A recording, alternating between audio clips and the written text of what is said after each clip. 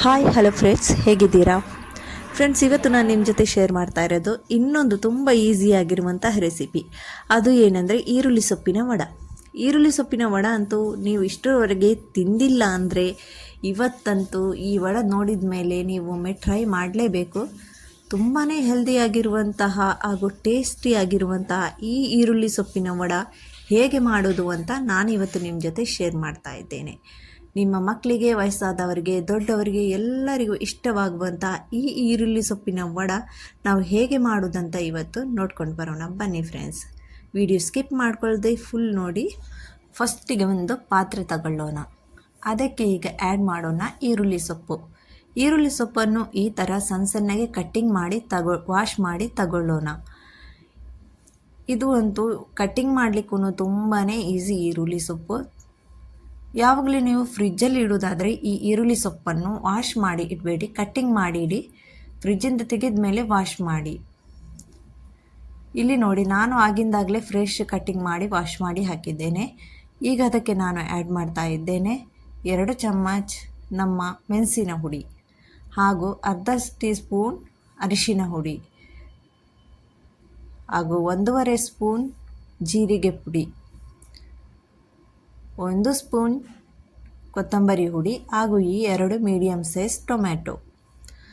ನಾನು ಹಾಕುವಂತಹ spoon ಸಣ್ಣಗಿರುವಂತಹ ice ಕ್ರೀಮದ್ದು ಸ್ಪೂನಲ್ಲಿ ಹಾಕ್ತಾ ಇದ್ದೇನೆ ಫ್ರೆಂಡ್ಸ್. ನಾನು ಈ 2 ಟೊಮ್ಯಾಟೊ ಚೆನ್ನಾಗಿ ಈ ಥರ ಸಣ್ಣಗೆ ಕಟ್ ಮಾಡಿ ಹಾಕೋಣ. ಆಮೇಲೆ ಇಲ್ಲಿ ರುಚಿಗೆ ತಕ್ಕಷ್ಟು ಉಪ್ಪು ಸೇರಿಸೋಣ. ರುಚಿಗೆ ತಕ್ಕಷ್ಟು ಉಪ್ಪು ಹಾಕಿದ ಮೇಲೆ ಇದಕ್ಕೆ ನಾನು ಆ್ಯಡ್ ಮಾಡ್ತಾ ಇದ್ದೇನೆ ಕಡಲೆ ಹಿಟ್ಟು ನಾನು ಈ ಚಮಚದಲ್ಲಿ 2 ಚಮಚ ಆ್ಯಡ್ ಮಾಡಿದ್ದೇನೆ. ಯಾಕಂದರೆ ನಿಮ್ಮ ಜೊತೆ ಎಷ್ಟು ಈರುಳ್ಳಿ ಸೊಪ್ಪು ಉಂಟು ಅದರ ಪ್ರಕಾರ ನೀವು ಆ್ಯಡ್ ಮಾಡ್ತಾ ಹೋಗಿ. ನಿಮಗೆ ಇದು ಥಿಕ್ನೆಸ್ ಎಷ್ಟು ಬೇಕು ಅಷ್ಟು ನೀವು ಅಂದಾಜು ಪ್ರಕಾರ ಇದನ್ನು ಮಿಕ್ಸ್ ಮಾಡ್ಕೊಳ್ಬೋದು. ಫಸ್ಟಿಗೆ ನಾನೆಲ್ಲ ಇದನ್ನು ಕಡಲೆ ಹಿಟ್ಟೊಂದಿಗೆ ಚೆನ್ನಾಗಿ ಮಿಕ್ಸ್ ಮಾಡ್ಕೋತೇನೆ. ಆಮೇಲೆ ಸ್ವಲ್ಪ ನೀರು ಹಾಕಿ ಮತ್ತೆ ಇದನ್ನು ಮಿಕ್ಸ್ ಮಾಡಿ ನೋಡ್ತೇನೆ ಇಷ್ಟು ಕಡಲೆ ಹಿಟ್ಟು ಸಾಕಾ, ಇನ್ನೂ ಬೇಕಾ ಅಂತ. ನೋಡಿ, ಈಗ ಈ ಥರ ಮಿಕ್ಸ್ ಮಾಡಿದ ಮೇಲೆ ನನಗನ್ನಿಸ್ತು ಇದಕ್ಕೆ ಇನ್ನೂ ಸ್ವಲ್ಪ ಕಡಲೆ ಹಿಟ್ಟಿನ ಅಗತ್ಯ ಇದೆ ಅಂತ. ಅದಕ್ಕೋಸ್ಕರ ನಾನು ಇದಕ್ಕೆ ಇನ್ನೂ ಸ್ವಲ್ಪ ಕಡಲೆ ಹಿಟ್ಟನ್ನು ಸೇರಿಸಿ ಆಮೇಲೆ ಸ್ವಲ್ಪ ನೀರು ಸೇರಿಸಿ ಈ ಥರ ಮಿಕ್ಸ್ ಮಾಡಿ ನೋಡ್ತಾ ಹೋಗ್ತೇನೆ. ಈಗ ನೋಡಿ, ಸ್ವಲ್ಪ ನೀರು ಕೂಡ ಹಾಕಿದ್ದೇನೆ ಇದಕ್ಕೆ. ಹಾಗೂ ಇದಕ್ಕೆ 1 ಚಿಟಿಕೆ ಸೋಡಾದ ಪುಡಿ ಕೂಡ ಹಾಕಬೇಕು ಫ್ರೆಂಡ್ಸ್. ಸೋಡಾದ ಪುಡಿ ಅಂದರೆ ಬೇಕಿಂಗ್ ಸೋಡಾ, ನಾವು ವಡೆಗೆ ಎಲ್ಲ ಹಾಕ್ತೇವಲ್ಲ ಆ ಸೋಡಾ. ಈಗ ಇದನ್ನೆಲ್ಲ ಈ ಥರ ಚೆನ್ನಾಗಿ ಕೈಯಲ್ಲೇ ಮಿಕ್ಸ್ ಮಾಡ್ಕೊಳ್ಳೋಣ. ಸ್ವಲ್ಪ ನೀರು ಬೇಕಂತ ಅನ್ನಿಸ್ತು, ಅದಕ್ಕೋಸ್ಕರ ನೀರು ಕೂಡ ಹಾಕ್ತಾ ಇದ್ದೇನೆ. ನಿಮಗೂ ಕೂಡ ಈ ಮಿಕ್ಸ್ ಮಾಡುವಾಗಂತೂ ಅಂದಾಜು ಆಗ್ತದೆ ಎಷ್ಟು ನೀರು ಹಾಕಬೇಕು ಏನು ಅಂತ. ಈಗ ನೋಡಿ, ಇನ್ನೂ ಸ್ವಲ್ಪ ಕಡಲೆ ಹಿಟ್ಟು ಹಾಕ್ತೇನೆ. ಈ ಥರ ನಾನು ಸ್ವಲ್ಪನೇ ಕಡಲೆ ಹಿಟ್ಟು ಹಾಗೂ ನೀರನ್ನು ಹಾಕಿ ಮಿಕ್ಸ್ ಮಾಡ್ತಾ ಹೋಗ್ತೇನೆ. ಯಾಕಂದರೆ ಒಮ್ಮೆಲೆ ತುಂಬಾ ಜಾಸ್ತಿ ಕಡಲೆ ಹಿಟ್ಟನ್ನು ಹಾಕಬಾರ್ದು, ಜಾಸ್ತಿ ನೀರು ಕೂಡ ಆಗಬಾರ್ದು. ಅದಕ್ಕೋಸ್ಕರ ನೋಡಿ, ಈ ಥರ ನಮಗೆ ಬರಬೇಕು ಇದು. ಈಗ ಇದನ್ನು ಎಣ್ಣೆಯಲ್ಲಿ ಬಿಡಲಿಕ್ಕೋಸ್ಕರ ತುಂಬಾ ಈಸಿಯಾಗಿರ್ತದೆ. ತುಂಬಾ ತೆಳು ಮಾಡಬೇಡಿ. ನೋಡಿ, ಈಗ ಇದು ಕಂಪ್ಲೀಟ್ ರೆಡಿಯಾಗಿದೆ. ಇದನ್ನು ಈಗ ಎಣ್ಣೆಯಲ್ಲಿ ಬಿಡುವ ಟೈಮ್ ಬಂತು ನೋಡಿ. ಈಗ ಇಲ್ಲಿ ಎಣ್ಣೆ ಬಿಸಿ ಮಾಡಲಿಕ್ಕೆ ಇಟ್ಟಿದ್ದೇನೆ. ಎಣ್ಣೆ ಚೆನ್ನಾಗಿ ಆಯಿಲ್ ಬಿಸಿ ಆಗಲಿ. ಆಮೇಲೆ ಎಣ್ಣೆ ಬಿಸಿ ಆಗೋ ತನಕ ಗ್ಯಾಸನ್ನು ಸ್ವಲ್ಪ ಸ್ಪೀಡಲ್ಲಿ ಇಡೋಣ. ಆಮೇಲೆ ಚೆನ್ನಾಗಿ ಎಣ್ಣೆ ಬಿಸಿ ಆದಮೇಲೆ ನಾವು ಸ್ವಲ್ಪ ಸ್ಲೋ ಮಾಡಿಡೋಣ ಗ್ಯಾಸನ್ನು. ಯಾಕಂದರೆ ಇದು ಸ್ಲೋ ಗ್ಯಾಸಲ್ಲೇ ಸ್ವಲ್ಪ ಚೆನ್ನಾಗಿ ಒಳಗಿನ ತನಕ ಬೇಯಬೇಕು. ಇಲ್ಲಾಂದರೆ ಹೊರಗಿಂದ ಚೆನ್ನಾಗಿ ಕ್ರಿಸ್ಪಿ ಆಗ್ತದೆ, ಒಳಗಿಂದ ಸ್ವಲ್ಪ ಅದೇ ಥರ ಹಸಿ ಇರ್ತದೆ. ಅದಕ್ಕೋಸ್ಕರ ಈಗ ಎಣ್ಣೆ ಚೆನ್ನಾಗಿ ಬಿಸಿ ಆದಮೇಲೆ ಗ್ಯಾಸನ್ನು ಸ್ವಲ್ಪ ಮೀಡಿಯಮ್ ಫ್ಲೇಮಲ್ಲಿ ಮಾಡಿ ಈ ಥರ ಒಂದೊಂದಾಗಿ ನಾವು ನಮ್ಮ ಸ್ಪ್ರಿಂಗ್ ಆನಿಯನ್ ವಡ ಹಾಕ್ತಾ ಹೋಗೇನೆ ಬಿಡೋಣ ಎಣ್ಣೆಯಲ್ಲಿ.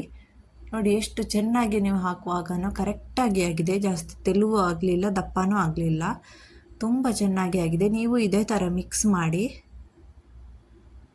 ಫ್ರೆಂಡ್ಸ್. ನೀವು ನನ್ನ ಚಾನಲ್ಗೆ ಫಸ್ಟ್ ಟೈಮ್ ವಿಸಿಟ್ ಮಾಡೋದಾದರೆ, ಸಬ್ಸ್ಕ್ರೈಬ್ ಮಾಡಲಿಲ್ಲ ಅಂದರೆ ದಯವಿಟ್ಟು ಸಬ್ಸ್ಕ್ರೈಬ್ ಮಾಡಿ. ನನ್ನ ಇದೇ ಥರದ ಈಸಿ ರೆಸಿಪಿ, ಹೈದ್ರಾಬಾದ್ ಸ್ನ್ಯಾಕ್ಸ್, ಹೈದ್ರಾಬಾದದ್ದು ಎಲ್ಲ ರೆಸಿಪಿಗೋಸ್ಕರ ನನ್ನ ಚಾನಲನ್ನು ನೀವು ಸಬ್ಸ್ಕ್ರೈಬ್ ಮಾಡಿ. ನಿಮಗೂ ಎಲ್ಲ ನೋಟಿಫಿಕೇಷನ್ ಮೊದಲೇ ತಲುಪ್ತದೆ. ಆಲ್ ಅಂತ ಬೆಲ್ಲೈಕನ್ ಕೂಡ ಪ್ರೆಸ್ ಮಾಡಿ.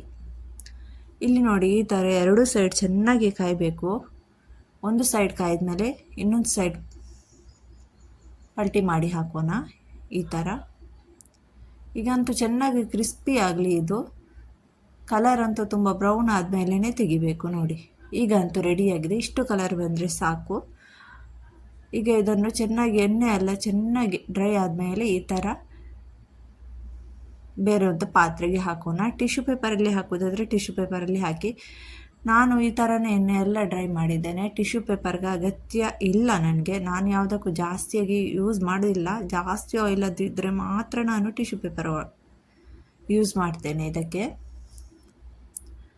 ಈಗ ನೋಡಿ, ನಮ್ಮ ಸ್ಪ್ರಿಂಗ್ ಆನಿಯನ್ ಪಕೋಡ ರೆಡಿ. ಅಂದರೆ ಈರುಳ್ಳಿ ಸೊಪ್ಪಿನ ವಡ ಅಂತೂ ರೆಡಿಯಾಗಿದೆ. ನೀವು ಕೂಡ ಇದನ್ನು ಒಮ್ಮೆ ಖಂಡಿತ ಮನೆಯಲ್ಲಿ ಟ್ರೈ ಮಾಡಿ ಹಾಗೂ ನನಗೆ ಕಮೆಂಟ್ ಬಾಕ್ಸ್ ಮೂಲಕ ತಿಳಿಸಿ ನನ್ನ ರೆಸಿಪಿಗಳು ನಿಮಗೆ ಹೇಗೆ ಅನಿಸುತ್ತದೆ ಅಂತ.